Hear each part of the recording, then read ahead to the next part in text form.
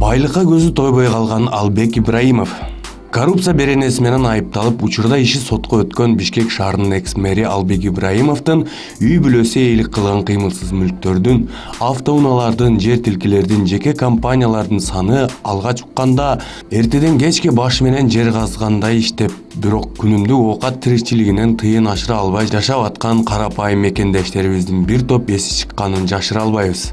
Ушунча байлык бир адамда болорун билбептирмин, мени апаптап койчу деп тамашалагандар да болгон. Чынында эле карапайым адамдар үчүн Албек Ибраимовдун өзүнө, аялына, балдарына, туугандарына катталган мүлктөрдү окуп чыгуу үчүн эле өзүнчө бир топ убакыт өтөт экен. Анан албетте эсиң чыгат да. Тога тер жеринен эле баштайлы.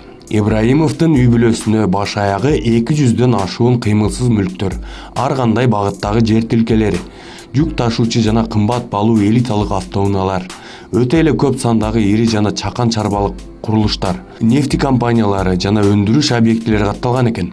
Баса белгилеп айтып коелу. Биз төмөндө санай турган мүлктөр Кыргыз Республикасынын мамлекеттик каттоо кызматында расмий катталгандары гана. Андан тышкары хан сарайлары, батирлери, коммерциялык багыттагы мүлктөрү тууралуу мам каттоо кызматында маалымат жок. Аларды өзүнчө иликтеп чыгууга туура келет.